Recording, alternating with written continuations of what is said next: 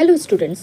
तो आज मैं आप लोगों के साथ Calcutta university BLLB first semester English subject में पूछे जाने वाले important topic the merchant of Venice के कुछ पीवाईक्यू यानी कि previous year questions with solved answers share करूंगी। क्वेश्चन शुरू करने से पहले चलिए एक छोटी सी समरी देख लेते हैं ताकि आपका कंसेप्ट बिल्कुल क्लियर हो जाए। ये play the merchant of Venice है जिसको लिखा है विलियम शेक्सपियर ने। प्ले को समझने से पहले चलिए इसके सारे कैरेक्टर्स को देख लेते हैं।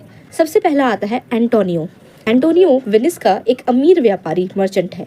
वो बहुत ही दयालु और ईमानदार दोस्त है। अपने दोस्त बेसानियो की मदद के लिए वो शाइलॉक से कर्ज लेता है। एंटोनियो क्रिश्चियंस को रिप्रेजेंट करता है। कहानी में वो सैक्रिफाइस और दोस्ती का प्रतीक है। हमारा सेकंड कैरेक्टर है बेसानियो। बेसानियो एंटोनियो का सबसे करीबी दोस्त है। वो थोड़ा खर्चीला और ऐश पसंद है। उसे पोर्शिया से शादी करनी होती है, इसलिए पैसे की जरूरत पड़ती है। उसका कैरेक्टर प्यार और सच्ची दोस्ती को दिखाता है। नंबर 3 पर है पोर्शिया। पोर्शिया बेलमंट की एक बहुत ही सुंदर, बुद्धिमान और अमीर लड़की है।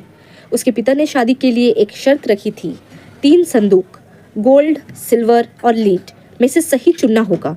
पोर्शिया समझदार और न्याय प्रिय है। कोर्ट सीन में वो वकील बनकर एंटोनियो की जान बचाती है। नंबर 4 पर है शाइलॉक। शाइलॉक एक यहूदी यानी कि जेविश शाहूकार मनी लेंडर है।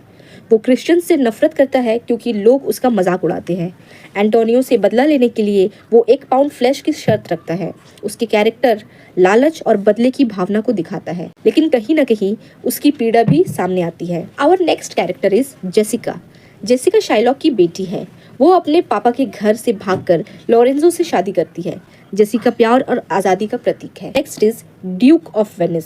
ड्यूक वेनिस का शासक है। वो कोर्ट का जज है। तो आज हम स्पेशली एक्ट 4 ट्रायल सील पढ़ने वाले हैं, जो इस प्ले का सबसे इम्पोर्टेंट और एग्जाम में सबसे ज्यादा पूछा जाने वाला पार्ट है। इस सीन में कोर्ट में केस होता है और पोर्शिया अपनी बुद्धि से एंटोनियो की जान बचाती है। तो स्टूडेंट्स ध्यान से लेक्चर देखिए, नोट्स बनाइए और एंड तक वीडियो जरूर देखिए। पीवाईक्यू स्टार्ट करने से पहले थोड़ा सा शॉर्ट में जान लेते हैं कहानी को, ताकि हमें आंसर्स इजीली समझ में आए। चलिए शुरू करते हैं। द मर्चेंट ऑफ वेनिस, जो कि विलियम शेक्सपियर ने लिखा है, इसमें दोस्ती, दया और बदले की कहानी दिखाई गई है। कहानी का मेन कैरेक्टर एंटोनियो है, जो वेनिस का एक व्यापारी मर्चेंट है। उसका दोस्त बेसानियो पोर्शिया नाम की अमीर लड़की से शादी करना चाहता है। बेसानियो को पैसे की जरूरत होती है, इसीलिए एंटोनियो उसकी मदद करता है। एंटोनियो शाइलॉक नाम के एक मनी लेंडर से पैसे उधार लेता है। शर्त ये होती है कि अगर समय पर पैसे वापस ना मिले तो शाइलॉक एंटोनियो के शरीर से 1 पाउंड मांस यानी कि फ्लैश काट लेगा। बाद में एंटोनियो का जहाज डूब जाता है और वो पैसे वापस नहीं कर पाता। शाइलॉक सच में उसका मांस काटना चाहता है क्योंकि वो एंटोनियो से नफरत करता है। कोर्ट में पोर्शिया वकील बनकर आती है और बहुत समझदारी से शाइलॉक को रोक देती है। वो कहती है शाइलॉक सिर्फ मांस ले सकता है, लेकिन 1 बूंद खून नहीं गिरना चाहिए, ये नामुमकिन है। इसीलिए एंटोनियो बच जाता है।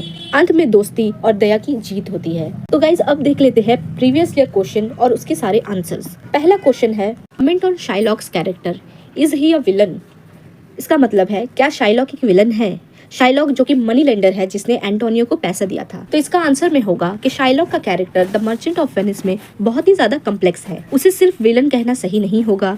उसे विलियम शेक्सपियर ने एक स्ट्रॉन्ग और कॉम्प्लिकेटेड कैरेक्टर के रूप में दिखाया है। शुरू में शाइलॉक एक लालची और कठोर मनी लेंडर लगता है। वो एंटोनियो को 3000 डकेट्स उधार देता है और बॉन्ड में लिखाता है कि अगर पैसा टाइम पर वापस ना मिला तो वो एंटोनियो के शरीर से 1 पाउंड फ्लैश लेगा। जब एंटोनियो पैसा वापस नहीं कर पाता तब शाइलॉक सच में फ्लैश लेने पर जिद करता है। इसी वजह से वो क्रूल और रिवेंजफुल लगता है। लेकिन हमें ये भी देखना चाहिए कि शाइलॉक के साथ कैसा व्यवहार किया गया। इसलिए शाइलॉक के दिल में गुस्सा और बदले की भावना है। उसकी famous speech had not a ज्यू आइज बताता है कि वो भी एक इंसान है। वो कहता है कि ज्यूज भी दूसरे लोगों की तरह फील करते हैं, उन्हें भी दर्द होता है। अगर उनके साथ बुरा होगा तो वो भी बदला लेंगे। इस स्पीच से हमें उसका दुख समझ आता है। उसी बीच उसकी बेटी जेसिका भी उसे धोखा देती है। वो एक क्रिश्चियन लड़के लॉरेंजो के साथ भाग जाती है और उसके पैसे और ज्वेलरी भी ले जाती है। इससे शाइलॉक और दुखी और कड़वा हो जाता है। कोर्ट सीन में शाइलॉक कहता है कि वो सिर्फ कानूनी हक मांग रहा है, अपने बॉन्ड का ड्यू एंड फॉरफिट। लेकिन पोर्शिया अपनी बुद्धि से एंटोनियो को बचा लेती है। वो कहती है कि शाइलॉक सिर्फ एक फ्लैश ले सकता है, खून की एक भी बूंद नहीं बहा सकता। आखिर में शाइलॉक हार जाता है, अपनी प्रॉपर्टी का एक बड़ा हिस्सा खो देता है और उसे जबरदस्ती क्रिश्चियनिटी एक्सेप्ट करना पड़ता है। इसी वजह से वो एक ट्रैजिक कैरेक्टर भी लगता है। तो इस कहानी का कंक्लूजन होना चाहिए, शाइलॉक सिर्फ विलन नहीं है, वो एक ऐसा इंसान है जिसे सोसाइटी ने इंसल्ट और रिजेक्ट किया। उसका बदला लेना गलत है, लेकिन उसका दुख भी सच है। इसीलिए हम उसे प्योर विलन नहीं बल्कि एक ट्रैजिक और कॉम्प्लेक्स कैरेक्टर कह सकते हैं। दूसरा क्वेश्चन है, समराइज करो बेलारियो के लेटर को जिसमें बेलारियो ने ड्यूक ऑफ वेनिस को बाल्थाजार के बारे में लेटर के थ्रू बताया। तो इसका आंसर होगा मर्चेंट ऑफ वेनिस में बेलारियो का लेटर ड्यूक ऑफ वेनिस के नाम होता है। इस लेटर में बेलारियो बताता है कि वो बीमार है। यहाँ पर बेलारियो वो इंसान है जिससे ड्यूक एंटोनियो के बिहाफ में वकील चाहता है, बट बेलारियो बताता है कि वो बीमार है, इसलिए कोर्ट में खुद नहीं आ सकता।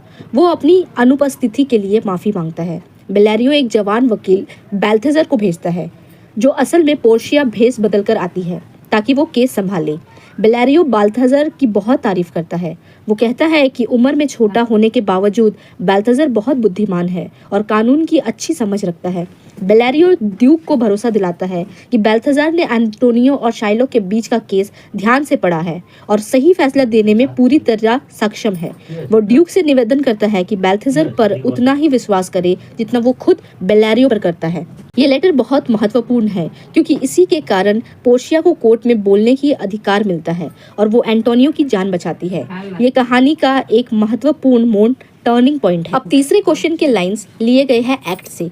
इसका मतलब है ड्यूक क्या कहता है शाइलॉक के बारे में और उससे क्या उम्मीद रखता है। तो आंसर होगा, कोर्ट में ड्यूक शाइलॉक के बारे में कहता है कि वो सिर्फ दिखावा कर रहा है, वो बहुत कठोर क्रूल है। ड्यूक को लगता है कि आखिर में शाइलॉक को एंटोनियो पर दया आ जाएगी।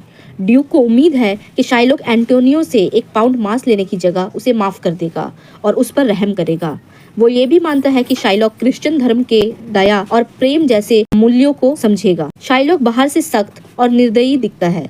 ड्यूक को फिर भी उम्मीद है कि वो दयालु व्यवहार करेगा और एंटोनियो पर मर्सी दिखाएगा। अब फोर्थ क्वेश्चन है, शाइलॉक ड्यूक को अपनी 1 पाउंड मांस की मांग को सही साबित करने के लिए क्या क्या आर्ग्यूमेंट देता है, यानी कि शाइलॉक क्या कहता है जिससे उसका आर्ग्यूमेंट जो वो 1 पाउंड मांस मांग रहा है वो क्लियर और सही लगे।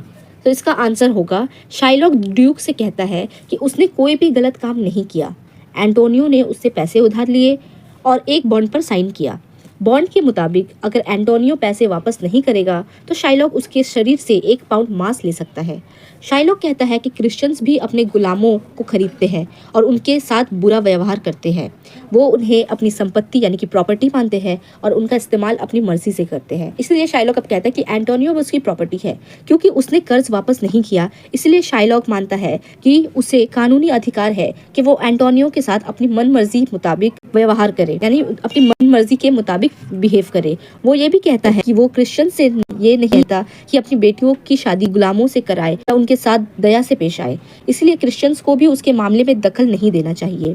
अंत में शाइलॉक जोर देता है कि कानून उसके साथ है और उसे बॉन्ड के मुताबिक न्याय चाहिए। आई होप ये आपको समझ में आया होगा। इसमें बोलने का मतलब ये है कि शाइलॉक ड्यूक से अपनी जो ये आर्ग्यूमेंट है पाउंड ऑफ फ्लेश मांगने की, इसको सही साबित करता है और शाइलॉक जो कि ड्यू है वो कहता है कि क्रिश्चियंस को भी दखल अंदाजी नहीं करनी चाहिए। क्योंकि शाइलॉक क्रिश्चियंस से नफरत करता है तो वो एंटोनियो और बाकी क्रिश्चियन से भी बहुत नफरत करता है और इसीलिए वो ये आर्ग्यूमेंट देता है कि जैसे ड्यू उनके किसी भी फैसले पर ध्यान नहीं देते, तो वैसे ही अब शाइलॉक क्या चाहता है एंटोनियो के साथ, तो क्रिश्चियंस को भी इसमें इंटरफेयर नहीं करना चाहिए। और last question and fifth question is, Shylock Antonio पर दया क्यों नहीं दिखाता, वो कौन कौन से कारण देता है। So what are the reasons that Shylock is showing not to forgive Antonio. So ये रीजंस हम दे सकते हैं।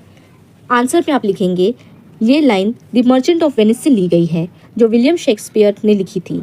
वेनिस की कोर्ट में शाइलॉक ड्यूक से बात करता है।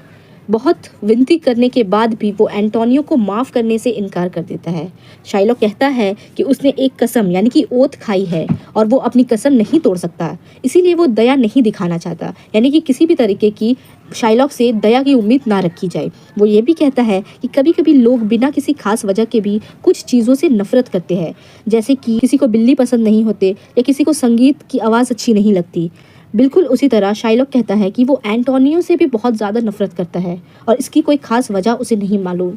वो मानता है कि उसकी नफरत किसी लॉजिक पर नहीं है बल्कि उसकी इमोशंस पर आधारित है, इसीलिए वो एंटोनियो को माफ़ नहीं करना चाहता।